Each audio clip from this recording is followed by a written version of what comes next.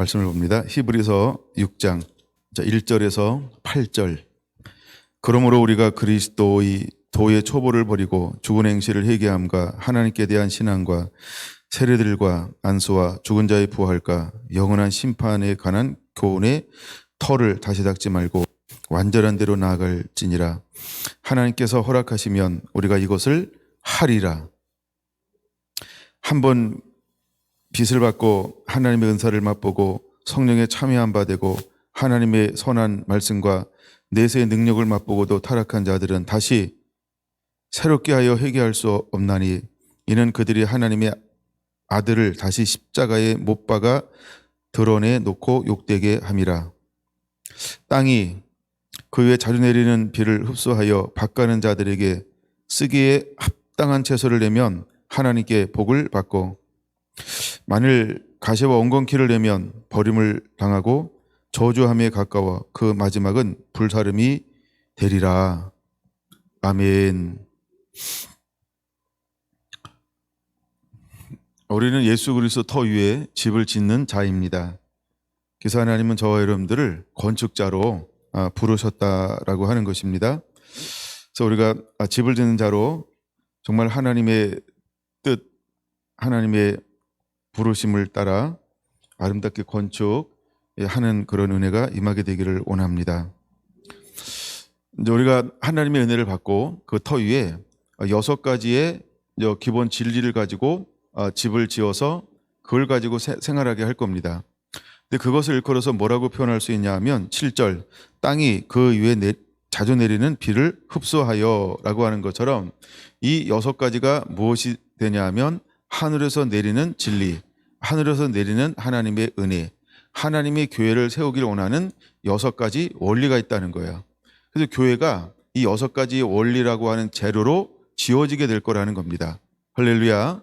그럼 우리가 6가지로 지어지고 난 다음에 우리 안에서 무엇이 드러나야 할까? 2가지가 드러나게 될 거라는 것입니다. 하나는 7절에 말씀하고 있는 것처럼 밭가는 자들이 쓰기에 합당한 채소를 내면 이라는 거예요. 그럼 밭가는 자들이 누굴까요? 밭가는 자들이 누굴까요? 나는 밭가는 자들이 누굴까요? 사도 바울과 아볼로와 게바와, 그렇죠? 복음을 전하는 자. 첫째는 복음을 전하는 자들입니다. 둘째는 밭가는 자들이 누굴까요? 하나님의 성령이 밭을 가는 거죠. 예. 그래서 집을 짓는 자들에게 합당한 채소를 내면 이라고 하는 거예요.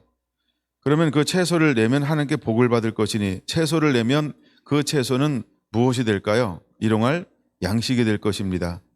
그래서 밭가는 자들에게 채소를 내면 그 채소를 통하여서 수많은 영혼들을 공개할 수 있게 될 겁니다. 먹일 수 있게 될 것입니다. 근데 똑같이 비를 내리고 그 비를 흡수했는데 그 땅에서 무엇을 내냐 하면 가시와 엉겅퀴를 냅니다. 그럼 가시와 엉겅퀴를 내면 가시와 엉겅퀴는 수많은 영혼들에게 쓰임받을 수가 없어요. 나누어 줄 수가 없어요. 예, 그거를 제공할 수가 없어요. 그러므로 어떻게 될까요? 버림을 당하게 될 것이다. 그리고 저주에 가까워 그 마지막은 불사름이 되리라 라고 말합니다. 자, 이걸 우리가 이렇게 한번 생각해 봅시다. 이제 터를 닦았어요. 집을 지었어요. 그래서 하나님의 은혜가 그 속에서 공급되어져야 하는데, 한 사람은 은혜가 지속적으로 공급돼요. 그래서 끊임없이 하나님이 우리에게 주시기로 주는 채소가 끊임없이 나와요. 하늘의 양식이 나와요. 영의 양식이 나와요. 근데 어떤 사람은 똑같이 하늘에서 내리는 비를 받고 나서도 뭐가 나와요? 가시가 나오고 엉겅퀴가 나와요. 그러면 버림받고 쓰임받을 수가 없어 저주에 가깝다라고 하는 거예요. 이제 우리는 무엇으로 집이 지어져야 할까요? 또 우리는 무엇으로 집을 짓는 자가 되어야 할까요? 고린도전서 3장 11절 12절에는 뭐라고 말하고 있습니까? 이 터 위에 세우기를 조심하라는 거예요. 무엇으로 세우라고 말하고 있을까요? 금이나 은이나 보석으로 집을 지은 자. 또 무엇으로 집을 짓나요? 나무나 풀이나 짚으로 집을 지은 자가 있다는 겁니다. 그러면 사람이 쓰기에 좋은 것, 밭가는 자들이 쓰기에 합당한 채소를 내밀 때 채소를 고린도서 3장으로 보면 뭐라고 이야기할 수 있을까요? 금이나 은이나 보석으로 말할 수 있죠. 그 다음에 가시와 엉겅퀴는 무엇으로 말할 수 있을까요? 나무나 풀이나 집. 그러니까 무엇인가 산물을 냈어요. 무엇인가 쉽고 빠른 것 같고 손쉬운 것 같아요. 누구나 할 수 있는 것처럼 보여요. 근데 이것은 저주에 가까워 버림을 당하게 될 거라는 것입니다. 자, 마지막에 이런 말씀이 있어요. 가시와 엉겅퀴를 모아 뭐 한다고 그랬어요? 모아 불사르나니 라고 말하고 있는 것처럼 마지막에 무엇으로 공력이 나타날 것이냐 하면 불로. 그러면 나무나 풀이나 짚은 불로 공력이 나타나면 어떻게 될까요? 살라지는 거죠. 남는 게 아무것도 없고 재가 되어지는 거죠. 그럼 재가 되어진다 이 말을 어떻게 표현할 수 있냐면 허망하네. 허망함이 올 수 있어요. 근데 금이나 은이나 보석은 불이 붙어요. 그럼 어떻게 될까요? 더 깨끗해지고 더 정결해지고 더 밝아지고 정화가 되어지는 거예요. 오히려 불이 오면 정화가 되어져요. 근데 하나는 정화가 되어지는데 하나는 완전히 사라져 버려요. 그래서 인생이 허무한 거죠. 그러므로 이제 우리는 무엇으로 집을 짓는 자가 되어야 할까라고 할 때 첫째는 회개로부터 시작한다는 거예요. 그래서 모든 것의 첫걸음은 무엇이다? 회개라고 하는 것입니다. 둘째는 무엇이냐 하면 믿음이라고 하는 것입니다. 하나님을 향한 믿음, 이것이 우리의 신앙 생활이고 삶이어야 합니다. 그래서 제가 믿음이 있다라고 하는 건 뭐냐 하면 하나님의 말씀에 그대로 순종하는 자라고 하는 것입니다.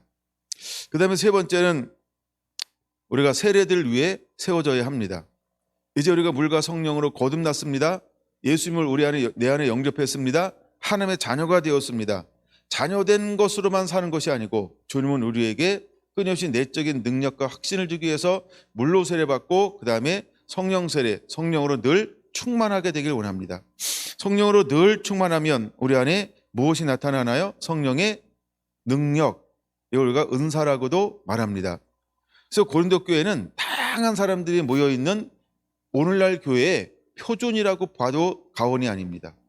오늘날 수많은 전 세계 나라들 가운데 교회들이 가지고 있는 여러 가지 모든 요소들을 고린도 교회는 가지고 있는 것을 볼 수 있습니다.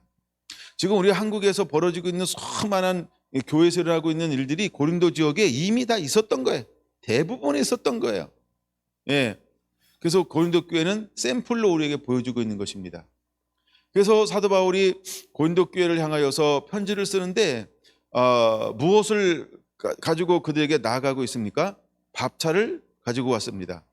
근데 밥차를 가지고 왔는데 그들이 무엇을 먹기에 합당하지 않았어요? 밥을 먹기에 합당하지 않아요. 그래서 그들에게 나누어 줄 수 있는 것은 그들은 어린아이였어요. 그래서 죽으로 하나니 라고 말하고 있습니다. 젖으로 하고 죽으로 합니다. 그들은 장성한 자의 분량에 이르지 못했습니다. 지각을 사용함으로 단단한 음식을 먹을 수가 없어요. 그래서 고린도 교회가 뭔가 위형적으로는 많은 걸 가지고 있는 것처럼 보여요. 뭔가 풍성한 것처럼 보이고요. 많이 아는 것처럼 보여. 그리고 화려한 것처럼 보여. 그러나 진리 그런데 실제로 진리를 가지고 들어가니까 그 진리가 하나님 앞에 한 개도 내세울 게 없어요. 왜 그럴까요? 어둠에 섞여 있기 때문에 그런 거예요. 머리에서 나온 신념에 세워져 있기 때문에 그런 거예요. 믿음이라고 생각했는데 수많은 사람들이 신념을 믿음으로 착각했기 때문이라는 거예요.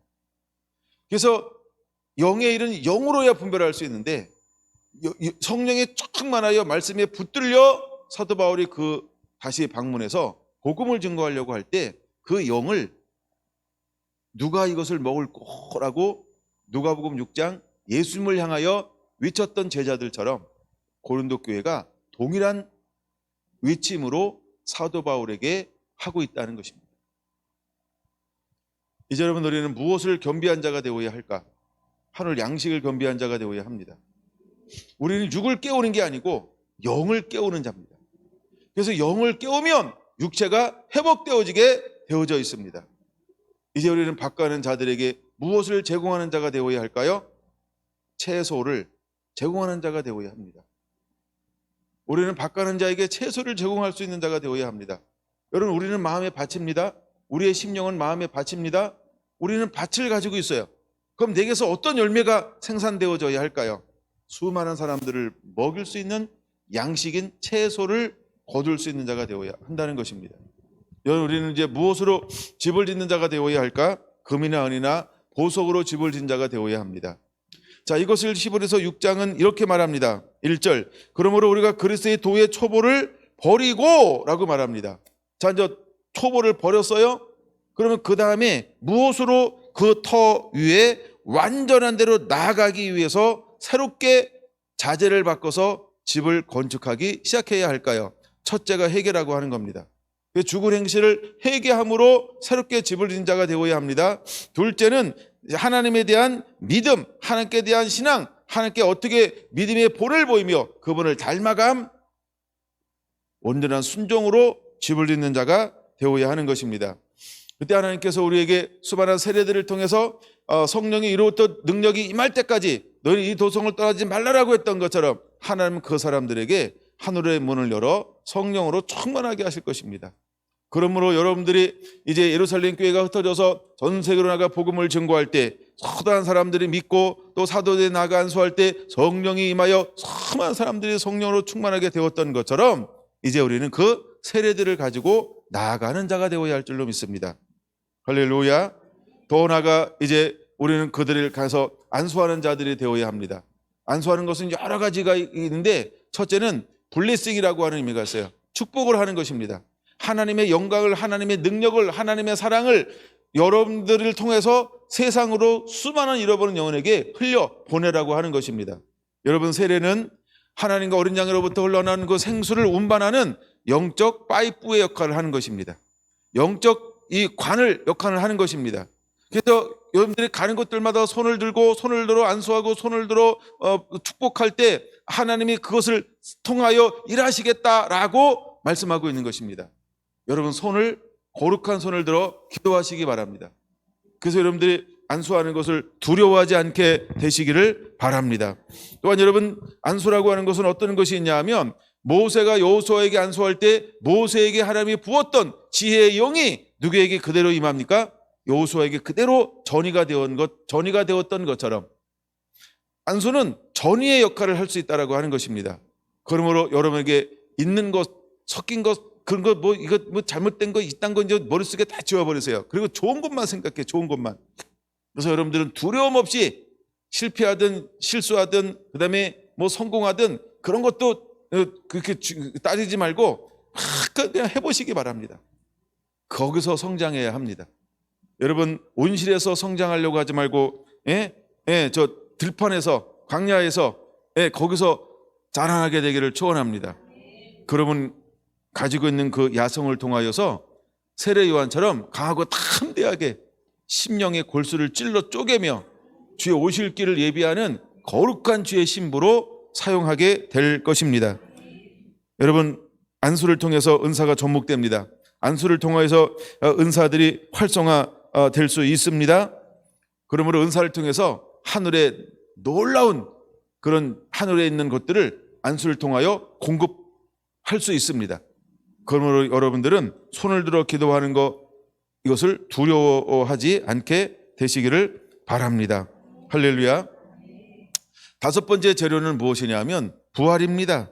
이렇게 말합니다. 부활, 죽은 자의 부활가라고 합니다. 근데 초대교회도 자유주의 신앙을 가진 사람들인데 이 사람들 것을 우리는 뭐라고 부르라고 하냐면 사두개인이라고 부릅니다. 뭐라고 부른다고요? 사두개인. 크게 두 부류가 있어요. 사두개인과 바리새인이 있습니다. 근데 사두개인들은 무엇을 부인하는 자냐 하면 부활을 부인합니다. 멀쩡하게 부활을 부인합니다. 그래서 실제로 그들이 어떻게 부활을 부인하는가 봤더니 성경을 보겠습니다. 마태복음 22장 33절을 한번 보겠습니다. 마태복음 22장 33절 준비됐으면 같이 읽습니다. 시작.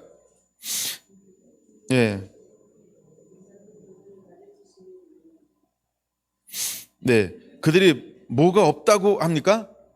부활이 없다 하는 사두개인들이 이렇게 말합니다. 사두개인들은 뭘 부인하고 있습니까? 부활을 부인합니다. 부활이 없다라고 주장합니다. 부활은 부활이 없다라고 합니다. 그 다음에 그냥 저것만 듣고 들으세요. 사도행전 23장 8절 사두개인들은 부활이 없다라고 말합니다. 그 다음에 마태복음 28장 11절에서 23절 보니까 그들은요 부활을 돈을 주고 은폐합니다. 예수님이 부활했습니다. 그때는 로마 병정들에게 돈을 주고 부활을 없다, 살아나지 않았다, 제자들이 시체를 훔쳐갔다, 이렇게 소문내게 합니다. 이런 나쁜 놈들이죠. 예. 하여간 이 권력을 가지고 그 일을 하고 있습니다. 그 다음에 그들은요 부활은 이미 지나갔다 이렇게 하는 사람도 있어요. 이건 하나 찾아봐야 돼요. 지나갔다, 이거는 디모데 후서입니다. 디모데 후서 2장 17절 한번 보겠습니다. 준비됐나요? 예. 그들의 말은 악성 종약의 퍼져나감과 같은데 그 중에 후메네오와 빌레도가 있느니라. 진리에 관하여는 그들이 그릇되었도다. 부활이 이미 지나갔다 하므로 어떤 사람들의 믿음을 무너뜨리느니라. 근데 이 사람들을 뭐에 비유하고 있어요? 악성 종량에 비유하고 있어요. 예. 조심하시기 바랍니다. 잘 먹어야 합니다. 진리를 잘 들어야 합니다. 진리를. 예. 근데 어떤 사람들이 교회 안에 들어와서 뭐가 지나갔다? 부활은 이미 지나갔어, 이렇게 말합니다. 근데 여러분 교회 안에도 어떤 사람들이 있는지 알아요? 이미 하여간 은사는 끝났어, 뭐 이런 사람들 굉장히 많아요. 예, 그 얘기하려면 안 되니까 통과. 그러면 우리가 부활을 어떻게 받아들여야 될 것인가 좀 보겠습니다. 여러분, 우리는 부활할 것이다 라고 하는 것을 믿으시기 바랍니다. 그거를 보여주고 있는 게 고린도 전서 15장입니다. 고린도 전서 15장을 무슨 장이라고 부르죠? 보통 부활장 이렇게 말합니다. 그럼 왜 고린도 전서를 부활장이라고 부를까요? 부활에 관한 것만 기록되어져 있기 때문인 것입니다. 그래서 이제 1절 보면 예수님께서 어떻게 부활했는지를 말합니다. 그 다음에 12절부터는 죽은 자의 부활에 대해서 말합니다. 그 다음에 35절부터는 몸의 부활에 관해서 말하기 시작합니다. 자, 그럼 그 중에 한 부분 볼까요? 28절 한번 보겠습니다. 준비됐나요? 22절 봅니다. 22절. 아담 안에서 모든 사람이 죽은 것 같이. 그래서 아담 안에서 모든 사람이 죽은 것 같이, 이게 이해가 되죠? 한 사람의 범죄함으로 말미암아 모든 사람들이 죽었어요. 그래서 아담으로 말미암아 죽음이 왔어요. 근데 그리스도 예수 안에서 모든 사람이 삶을 얻으리라. 근데 한 사람이 죄로 말미암아 죽고 한 사람은 살리는 자의 영이 되었어요. 그런데 예수 그리스도는 모든 자 안에서 삶을 얻으리라. 23절 같이 읽습니다. 그러나 각각 자기 차례대로 되리니 먼저는 첫 열매인 그리스도요, 다음에는 그가 강림하실 때 그리스도에게 속한 자요. 할렐루야. 그래서 예수 그리스도는 부활에 뭐가 되었다? 첫 열매가 되었다. 그렇죠? 그 다음은 누굴까요? 그에게 속한 자가 그 다음입니다. 그럼 그에게 속한 자가 누굴까요? 저와 여러분. 저와 여러분들은 그 다음 부활할 자입니다. 아직 우리가 안 죽었어요? 그러나 언젠가는 죽을 겁니다. 그렇죠? 우리는 늘 죽음이 우리에겐 두 가지예요. 하나는 주님의 오심으로, 신랑 대신 주님 맞음으로 신부가 되어서 호련히 변화되어지는 육의 죽음, 영의 새로운 변화, 이걸 죽음이죠. 또 하나는 육체의 죽음이요. 그럼 육체가 죽는다고 영은 죽지 않죠? 그게 육체의 죽음. 그래서 주님 품에 안기는 거. 우리에게 죽음이 두 가지인데, 그래서 그 다음에 부활할 사람은 누구냐 하면 그가 강림하실 때에 그리스도에게 속한 자요, 이렇게 말합니다. 그러니까 예수님이 내 안에 머무는 사람, 이 사람들이 그 다음에 부활하게 될 것입니다. 이것을 일컬어서 우리는 무슨 부활이라고 말하고 있냐 하면 요한복음 5장을 보겠습니다. 요한복음 5장 28절 보겠습니다. 요한복음 5장 28절 준비됐나요? 이를 놀랍게 여기지 말라. 무덤 속에 있는 자가 다 그의 음성을 들을 때가 오나니, 시작. 선한 일을 행한 자는 생명의 부활로, 악한 일을 행한 자는 심판의 부활로 나오리라. 아멘. 그러면 이제 먼저 예수님이 부활의 첫 열매가 됐어요. 그 다음에 그리스도께서 오실 때 그에게 속한 자가 부활할 것입니다. 근데 이 부활을 우리는 속한 자가 부활하는 것을 무슨 부활이라고 말할 수 있을까요? 생명의 부활이다. 그러면 악한 자, 예수님께 속하지 않은 자는 부활할 것인데 어떤 부활을 합니까?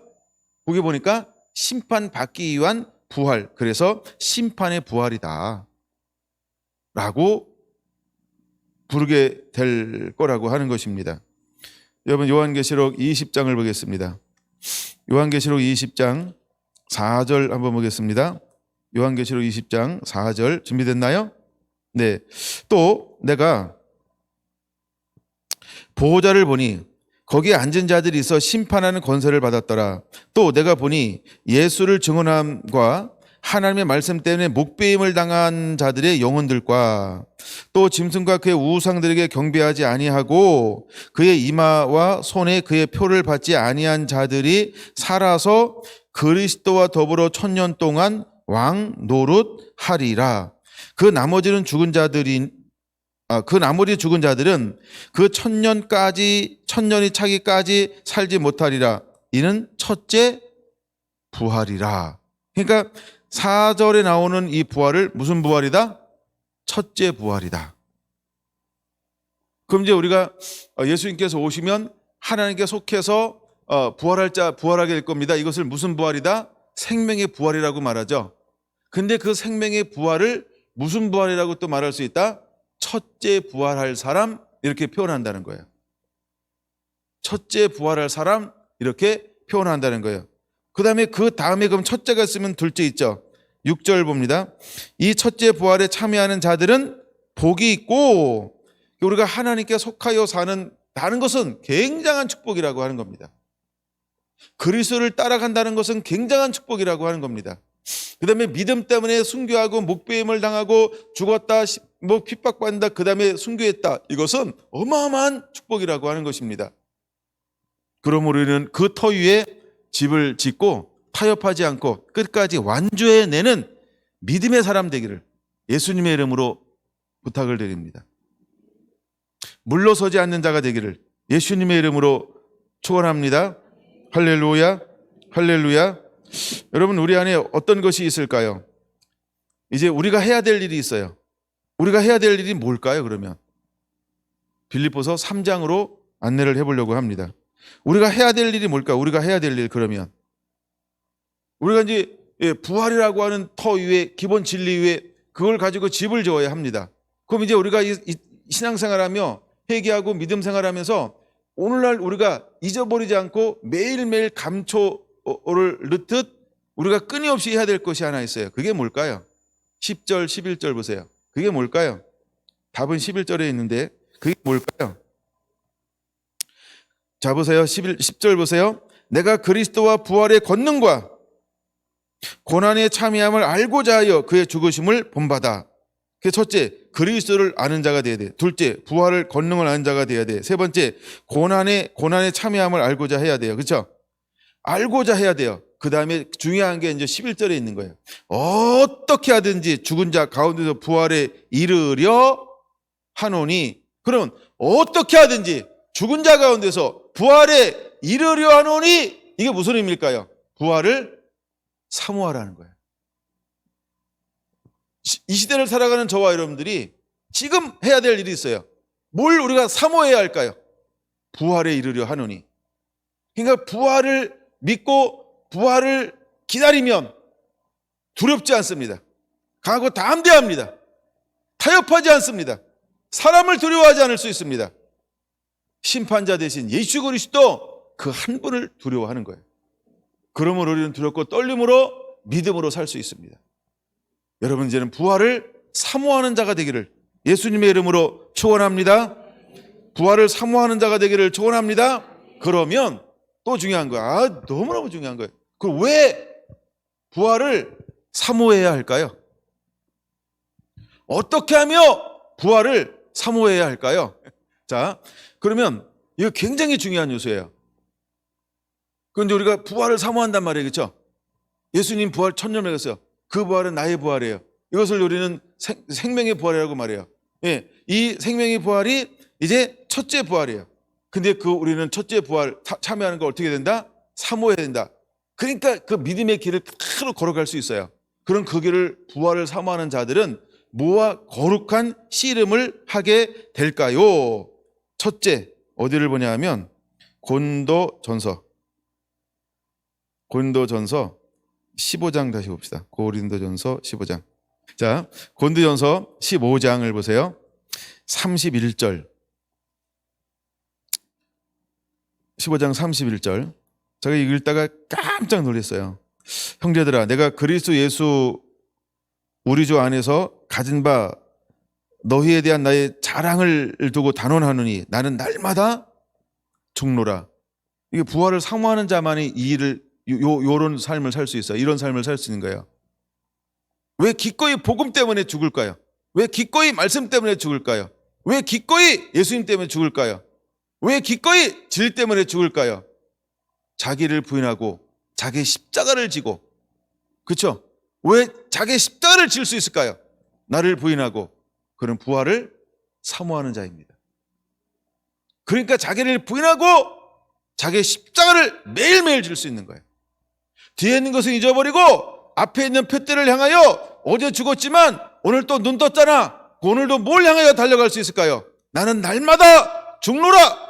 부르심의 십자가를 향하여, 죽음을 향하여, 말씀의 아버지의 뜻을 그대로 이루기를 위하여 전부를 다하여 달려갈 수 있는 것입니다. 그것이 날마다 죽노라 요 표현이에요. 이거는 사도 바울이 이런 표현을 할 수 있는 거예요. 요 경지에 있는 사람이 요 표현을 할 수 있는 거야. 난 이제 우리 성결한 성도 한 분 한 분들이 이런 고백을 할 수 있고, 이렇게 외칠 수 있고, 이렇게 근로해 할 수 있는 자가 되기를 축원합니다. 네. 예, 근로해 아시죠? 그 다음 절 볼까요? 내가 사람의 방법으로 에베소에서 맹수와 더불어 싸웠다면 내가 무슨 유익이 있으리요? 죽은 자가 다시 살아나지 못한다면 내가 죽을 터이니 먹고 마시자 하리라. 속지 말라. 악한 동무들은 선한 행실을 더럽히나니. 제가 나누고자 하는 포인트가, 두 번째 포인트는 여기 있는 거예요. 첫째는 나는 날마다 죽노라. 그 굉장한 비밀이에요. 두 번째는 이겁니다. 깨어 의를 행하고 죄를 짓지 말라. 그래서 부활을 사모하는 자는 첫째, 날마다 죽어야 됩니다. 두 번째, 깨어 있어야 됩니다. 세 번째, 죄를 짓지 않아야 합니다. 만약에 죄를 지으면 단비를 받고 내 마음밭에서 가시와 엉겅퀴를 낸다. 내가 하나님의 은혜를 받고 내가 나무나 풀이나 짚으로 집을 짓는다. 안 된다는 거예요. 그 터 위에 그것을 세울 수가 없다는 거예요. 주님이 기뻐하는 자는 말씀을 가지고 거룩한 씨름을 하는 자입니다. 여러분, 우리는 말씀을 가지고 거룩한 씨름을 할 줄 아는 자가 되어야 돼요. 여기 34절 너무너무 중요합니다. 깨어 있어. 깨어 있어. 의를 행하고 죄를 짓지 말라. 죄가 뭘까요? 불순종이요. 쉽게 정의하세요. 불순종이에요. 죄를 짓지 말라. 너무너무 중요한 거예요. 너무너무 중요한 거예요. 하나님을 알지 못하는 자가 있기로 내가 너희를 부끄럽게 하기 위하여 말하노라. 그러니까 전부 신앙이 있고 믿음이 있고 뭐 은사가 있고 여러 가지가 있는데 그 안에 섞여 있어요. 다른 복음이 섞여 있는 사람이 있어요. 그게 깨어 있잖아. 날마다 죽어야 되는 자기를 부인하지 않아. 그리고 믿음이 있다고, 신앙이 있다고, 열매가 있다고 말하고, 은사가 있다고도 말하고, 신앙생활 열심히 하고, 선교도 하고, 모두 다 하는데 끊임없이 뭐와 뭐를 더불어 합니까? 선과 죄를 함께 가지고 있습니다. 여러분, 죄를 가볍게 여기지 않게 되길 바랍니다. 죄짓지, 여기는 뭐라 그랬어요? 죄짓지 말라는 겁니다. 영원한 부활의 소망을 가진 자가 취해야 될 행동이라는 거예요. 죄를 짓지 말라라는 거예요. 그럼 이 정도 세워졌다 그러면 그 안엔 뭐만 있을까요? 선한 싸움으로 이기는 자라고 하는 겁니다. 너희가 언제까지 어린아이에 머무르려 하느냐?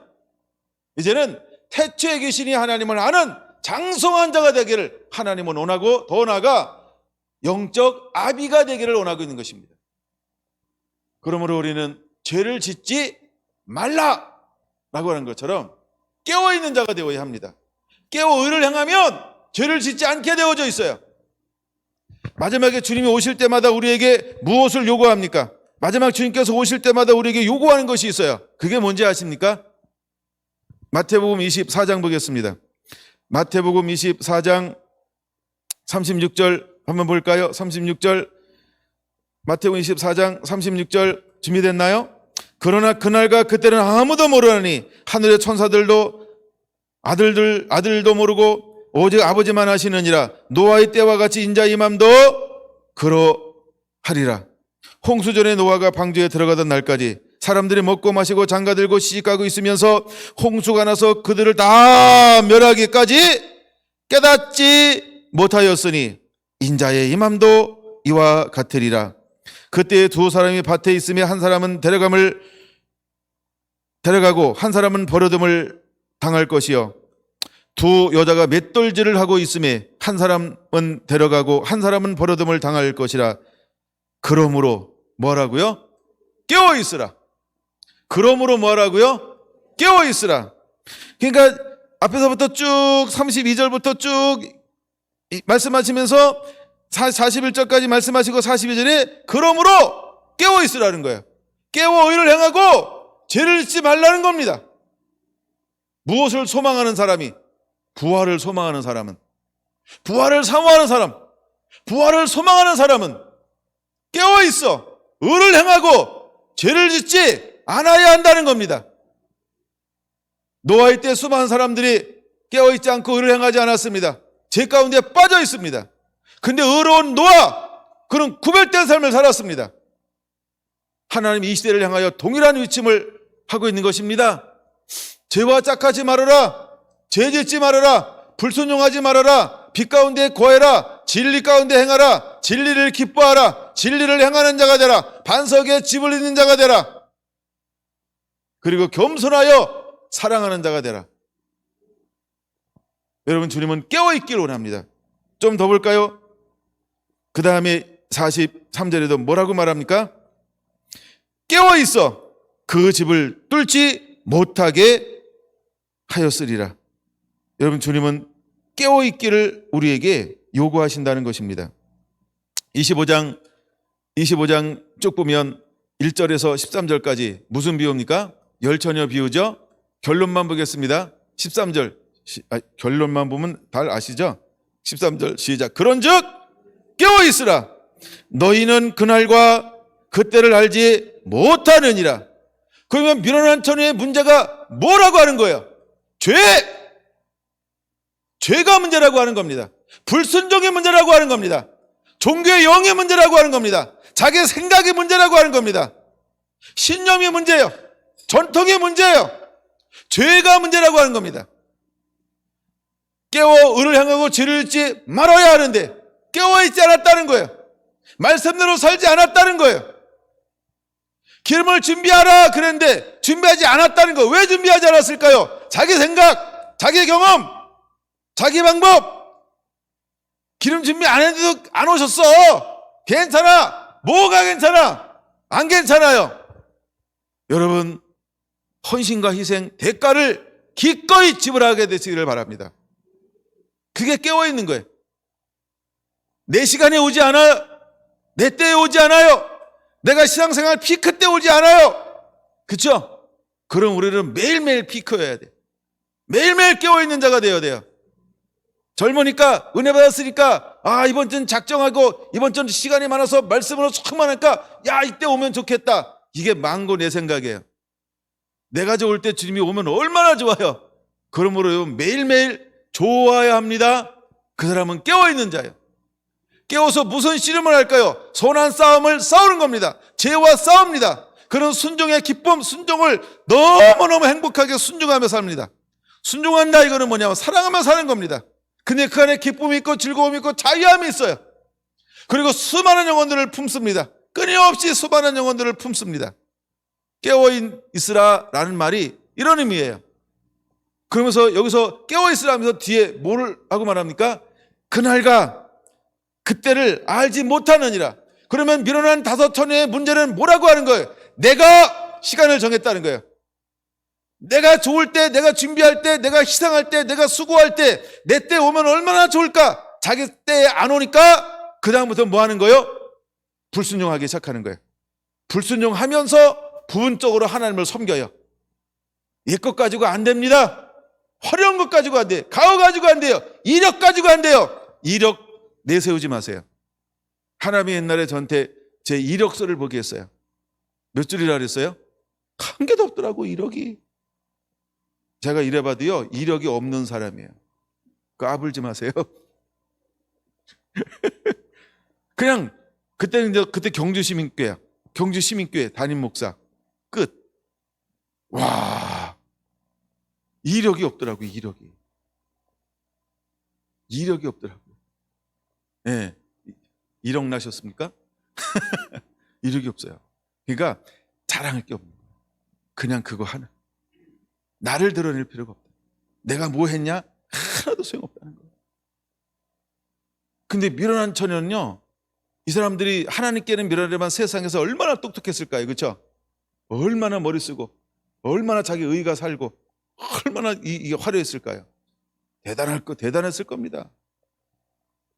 수많은 이력을 가졌을지 몰라요. 근데 하나님 앞에는 뭐라고요? 깨어있으라. 이 사람들은 재료도 좋아. 다시 나가가지고 뭘 사왔어요? 기름을 가지고 왔나 봐. 그러니까 와가지고 문을 두드리지. 기름이 없는데 와가지고 문을 두드릴까? 그쵸? 이 비오다 아는 거죠? 통과. 하여간 그런 거예요. 누가복음 21장으로 가겠습니다. 34절 한번 봅니다. 34절.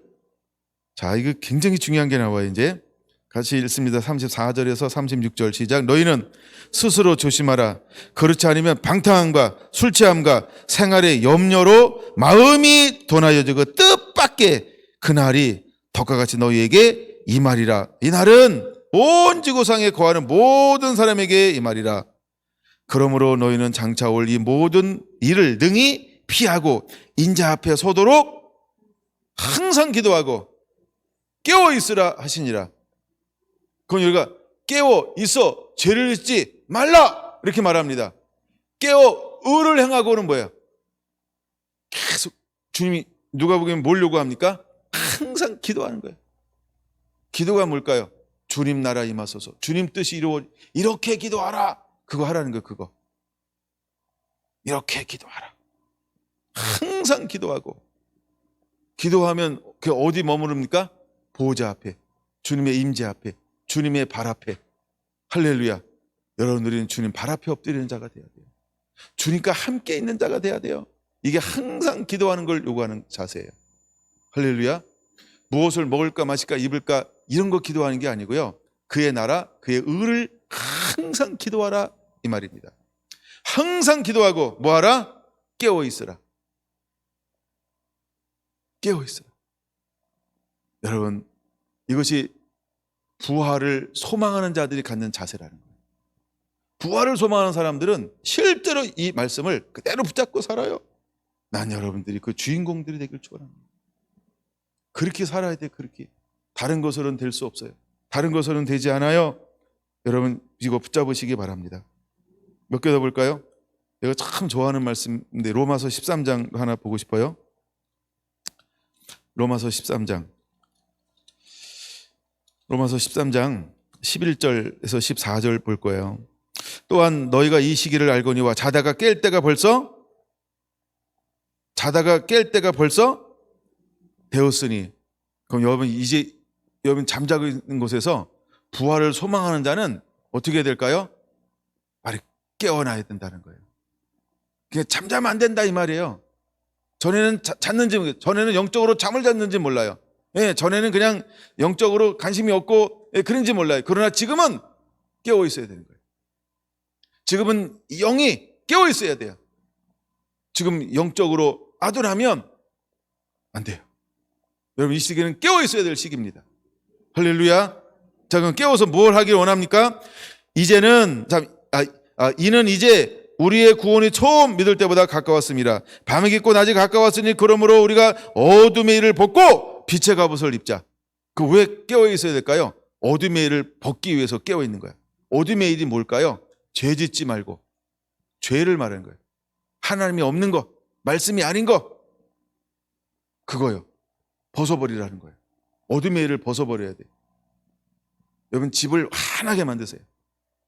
어둠이 그냥 침투하지 못하도록.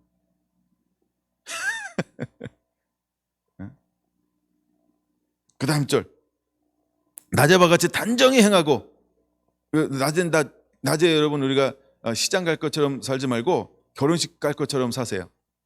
결혼식장 갈 것처럼.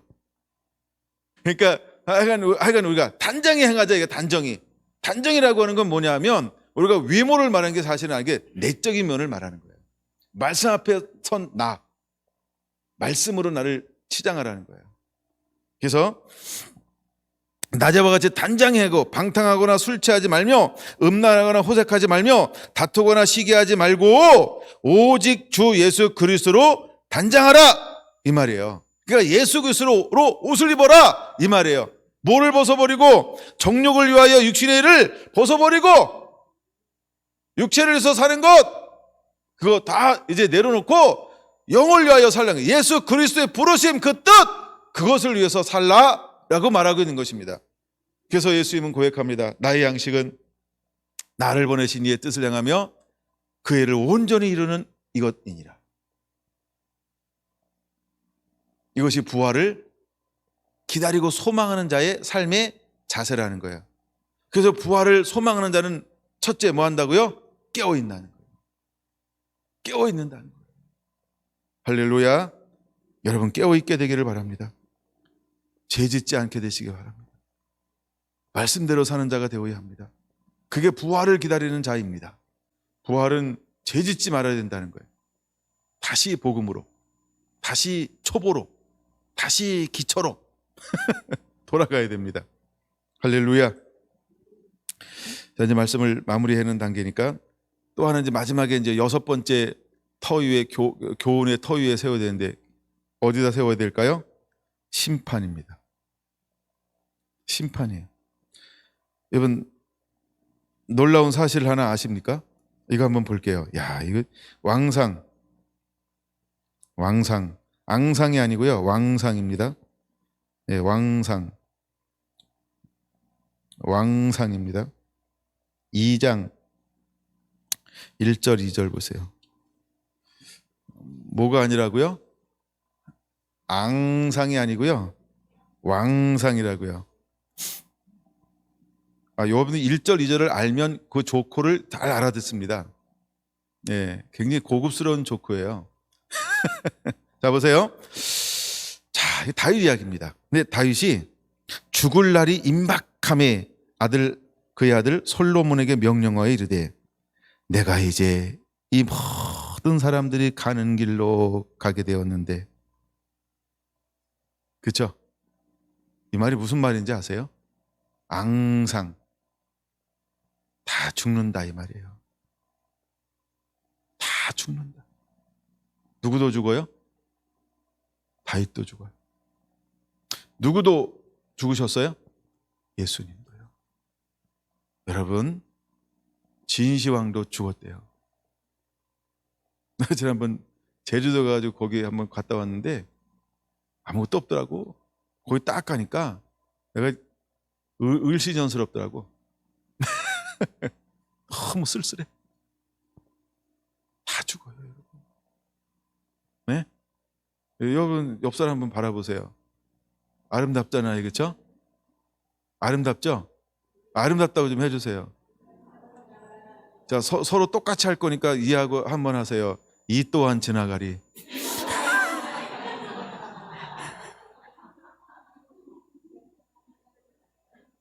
네. 그러니까 물론 우리가 약간의 노력은 해야 되지만 그렇게 많이 안 해도 돼요. 네. 이 또한 지나가리. 다 죽는다 이 말이에요. 다 죽어요. 네, 주님이 오라 하면 가야죠. 전도서 한번 볼까요? 야, 전도서 진짜 오랜만에 본다. 전도서 전도서 있죠, 성경에. 9장 보겠습니다. 9장. 전도서 9장 2절 보겠습니다. 모든 사람에게 임하는 그 모든 것이 일반이라. 의인과 악인, 선한 자와 깨끗한 자와 깨끗하지 아니한 자, 제사 드리는 자와 제사를 드리지 아니하는 자에게 일어나는 일들이 모두 일반이니 선인과 죄인, 맹세하는 자와 맹세하기를 무소하는 자가 일반이로다. 뭐가 일반일까요? 모든 사람의 결국은 일반이라. 뭐가 일반일까요? 이것은 해 아래에서 행해지는 모든 일 중에 악한 것이니 곧 인생의 마음에는 악이 가득하여 그들의 평생에 미친 마음을 품고 있다가 그 후에는 죽은 자들에게로 돌아가는 것이 일반이다, 이 말이에요. 우리가 선을 행하든 악을 행하든 다 죽는다. 그렇죠? 그럼 다 죽으면 그 다음에 뭐가 있을까요? 심판. 우리가 의롭게 살아도 심판이 있고요, 더럽게 살아도 심판이 있어요. 근데 의롭게 살면, 그렇죠? 여러분, 우리는 의의 심판을 받아요. 근데 더럽게 살면요, 그렇죠? 지옥에 가게 될 거예요. 심판이 있음을 기억하며 살게 되기를 바랍니다. 눈으로 보면 하여간 이제 6절까지 쭉 나오지만 뒤로 좀 넘어가 볼게요. 9절 봅니다. 9절. 11장 9절. 자, 그래서 이 말은 뭐냐 하면 청년이여라고 하는 이 말이 모두에게 하는 말이다, 이 말이에요. 그거 얘기하고 싶은 거예요. 그 다음에 이제 9절 다시 읽습니다. 청년이여, 내 어린 때를 즐거워하며 내 청년의 날들을 마음에 기뻐하여 마음에 원하는 길들과 내 눈이 보는 대로 행하라. 그러나 하나님이 모든 일로 말미암아 너를, 그 네모 체크해 놓으세요. 심판하실 줄 알라. 모든 일들을 통하여, 모든 일, 그걸 기준으로 삼아서 모든 일로 그게 기준이 되어서 심판받게 될 것이다. 심판이 있다는 거예요. 그런즉 근심이 내 마음에서 떠나게 하며 악이 내 몸에서 물러가게 하라. 깨어라, 근심하라, 정신 차려라, 때가 가까움이니라. 그래서 깨어 있는 자가 되는 거예요. 부활을 사모하는 자는 깨어 죄짓지 말라는 거예요. 왜? 그 다음에 심판이 있을 거예요. 그 다음에 심판이 있다는 거예요. 여러분, 심판이 있음을 기억하게 되시기를 바랍니다. 12장 1절. 너는 청년의 때 누구를 기억하라? 네모 박스에 놓으세요. 창조자를 기억하라. 여러분, 우리는 자나깨나 창조자를 기억해야 합니다. 창조자가 있다는 거예요. 창조자.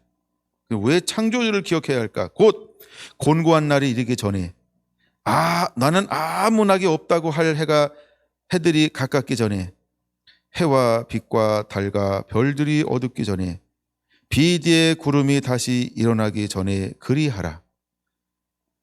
그런 날에는 집을 지키는 자들이 떨 것이며 힘 있는 자들이 구부러질 것이며 맷돌질하는 자들이 적으로 그칠 것이며 창들로 내다보는 자가 어두워질 것이며 길거리 문들이 닫혀질 것이며 맷돌 소리가 적어질 것이며 새 소리로 말미암아 일어날 것이며 음악하는 여자들은 다 새하여질 것이며 또한 그런 자들은 높은 곳을 두려워할 것이며 길에서는 놀랄 것이며 살구나무 꽃이 필 것이며 메뚜기도 짐이 될 것이며 정욕이 그치리니 이는 사람이 자기의 영원한 집으로 돌아가고.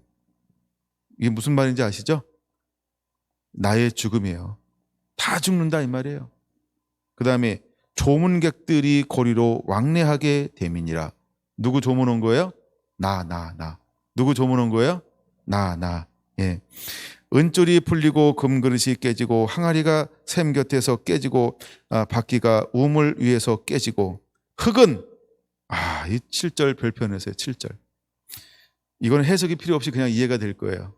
제가 지금은 해석하는 시간이 아니니까 그냥 해석 안 하는 거예요. 7절은 별표. 흙은 여전히 땅으로 돌아가고. 그럼 흙은 누굴 말하는 거예요? 나. 흙은 누굴 말한다고요? 나. 그 다음에 영은 그것을 주신 하나님께로 돌아가기 전에 그 영은 그것을 주신 하나님께로 돌아가고, 그렇죠? 흙은 땅에 묻혀요. 근데 영은 대기 상태로 가는 거예요. 심판이 있는 거예요. 천년왕국이 끝나고 난다. 백보자 심판이라고 그러죠. 심판이 있다는 거예요. 기억하라는 거예요. 누굴 기억하라? 창조주를 기억하라. 그럼 왜 창조주를 기억해야 할까요? 이유는 간단합니다. 내가 그분 뜻대로 살았나? 뜻대로 살지 않았나? 히브리서 6장으로 말하면 내가 채소냈나? 가시냈나? 채소내는 건 하나님의 뜻이고요. 가시와 엉겅퀴는 죄의 결과예요. 나는 뭘 만들어내고 있나? 그거 기억하라는 거예요. 그게 창조주를 기억하는 거예요. 그래서 깨어 의를 행하고 죄 짓지 말라는 거예요. 의는 순종이죠. 죄는 불순종이죠. 그래서 깨어 의를 행하고 죄 짓지 말라는 거예요. 왜? 창조주를 기억하니까. 창조주를 기억하니까. 난 욥이 왜 자녀들 생일만 되면 이 일을 했는지 읽어보면서도 약간 이해가 되는 거예요. 욥이 그렇죠? 혹시라도 죄를 범할까. 그런 누구를 인식하며 사는 삶이었을까요? 창조주 하나님. 창조주 하나님을 기억하며 사는 두렵고 떨림으로 사는 거예요. 13절 봅니다. 이제 좀 넘어갈게요. 13절. 이 일의 결국을 다 들었으니 하나님을 경외하고 그의 명령을 지킬지어다. 이것이 모든 사람의 뭐라고요? 본분이래요.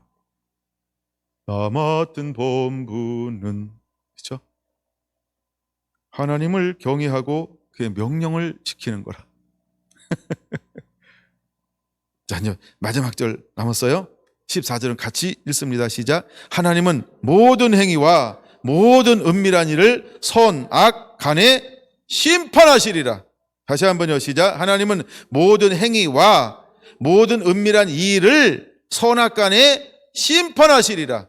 다시 한번요. 하나님은 모든 행위와 모든 은밀한 일을 선악간에 심판하시. 그래서 창조주 하나님을 기억하라는 거예요. 여러분, 심판이 있습니다. 이 토대 위에, 이 기본 진리 위에 나를 세운다고 한다면 내 삶은 어떤 삶을 살까요? 의로운 삶을 살 수밖에 없어요. 하나님을 경외하는 삶을 살 수밖에 없어요. 하나님의 명령들을 지키는 순종의 삶을 살 수밖에 없어요. 신앙의 출발은 무엇으로부터 된다? 회개로부터 된다. 회개하고 복음을 믿으라. 회개하니까 복음이 들어오고 빛이 들어와서 어둠을 물리쳐 믿음의 사람이 됩니다. 그런 다음에 우리 안에 무엇이 임합니까? 거듭났어요? 새로워졌어요? 그 다음에 하나님의 성령을 이렇게 부어서 하나님의 능력과 하나님과 교통하게 하고 호흡하게 합니다. 그러면서 하나님께서 우리에게 안수라고 하는 걸 통해서 이것을 받고 흘려보내고 이렇게 이제 사역하게 합니다. 예, 그러면서 그 다음에 나오는 게 뭐예요? 그 다음에 뭐가 있는 걸 우리가 알아야 돼요? 안수를 통해서 이거 수없이 받고 나누어 줍니다. 그 다음에 부활을 다 죽는다. 그러면 우리는 무엇이 있음을 알아야 된다? 예, 심판이 있음을 알아야 된다. 그럼 여러분, 우리가 심판이 있음을 알면 어떤 삶을 살까요? 그래서 이 14절은 굉장히 중요한 거예요. 14절이요. 하나님은 모든 행위와 모든 은밀한 일을 모간에 선, 악, 간에 뭐하리라? 심판하리라. 하나님 모든 행위를 선, 악, 은밀한 모든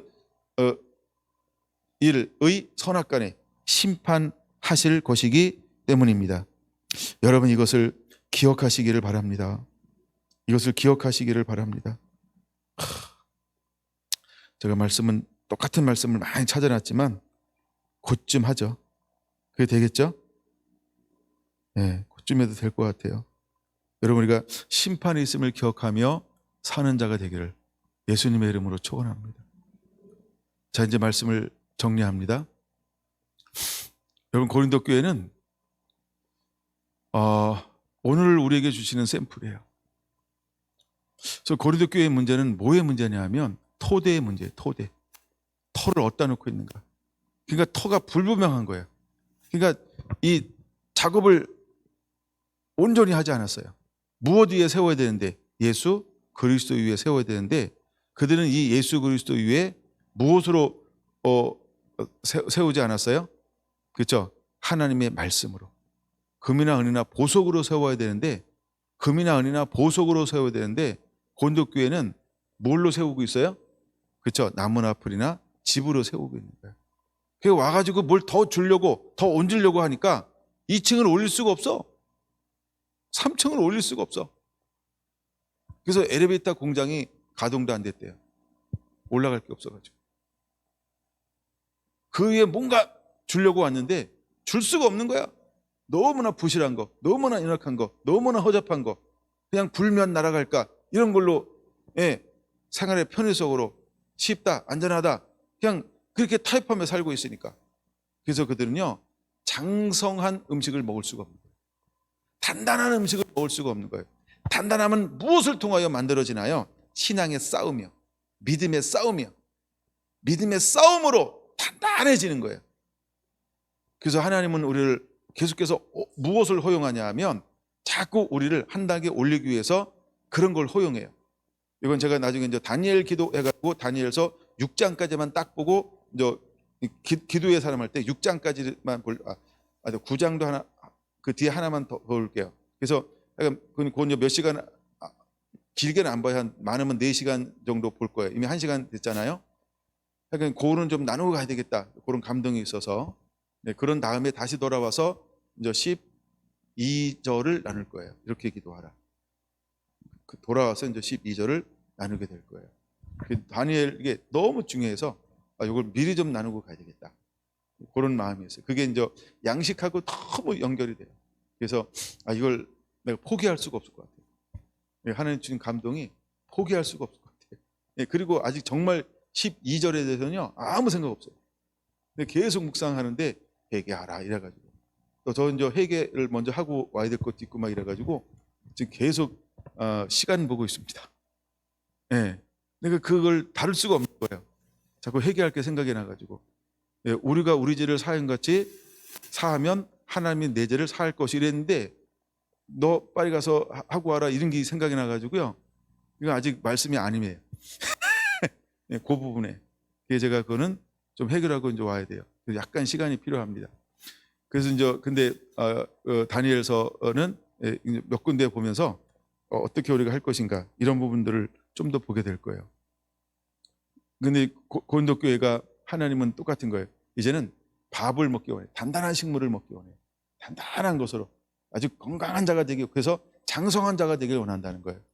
여러분 제가 아가서를 다룰 때 아가서는 이제 4월 달에 아가서 한번 다뤄줄게요. 아가서도 레벨이 여러 가지 있는데 어떤 레벨을 다룰지는 아직 몰라요. 제가 이제 이거 끝나고 나서부터 또 이제 이 집회를 위해서는 아가서를 준비하겠습니다. 여러분들도 아가서를 그냥 꾸준하게 읽으시면 돼요. 꾸준하게. 아가서는 몇 장으로 되어져 있죠? 아가야 이러니까 8장이에요, 그렇죠? 8장 매일 새로운 시작이에요. 그래서 8장으로 되어져 있어요. 근데 많이 안 걸려요. 그러니까 여러분 뭐 편한 대로 하는데 최소한 한 번은 읽고 오세요. 근데 자주 읽으면 더 좋고요. 날마다 읽으면 더 좋고요. 금방 읽어요, 그렇죠? 금방 읽어요. 그래서 오늘 이번에는 그냥 이 터는 곧 예수 그리스도라. 이걸 제가 다루는 이유는 간단해요. 그냥 하나님이 내가 경주 와서 처음 교회를 시작하려고 할 때 주셨던 감동의 말씀이 이 말씀이었어요. 이 터는 곧 예수 그리스도라. 그러니까 저의 사명 중에 하나는 뭐냐면요, 금이나 은이나 보석으로 제대로 집을 짓는 게 사명이에요. 예, 그래서 저는 나무나 풀이나 집 이런 게 제가 잘 안 들어와요. 그리고 별로 관심이 없어요. 은혜 받으면 받을수록 이런 거에 대해서는요 관심이 없어요. 어떡하면 금으로, 어떡하면 은으로, 어떡하면 보석으로. 할렐루야. 그래서 교회 이름도 무슨 교회죠? 교회가 성결한 교회예요. 성결한 교회. 성결한 교회. 거룩한 교회. 성결한 교회. 거룩하고 깨끗한 교회. 그래서 주님이 쓰실 수밖에 없는 그런 교회. 마지막에 하나님이 이런 사람을 통해서만 일합니다. 난 우리 성결한 성도가 이제 이렇게 내적으로 위적으로 준비되어지고 단장되어지는 그런 은혜가 임하게 되기를 예수님의 이름으로 축원합니다. 아멘.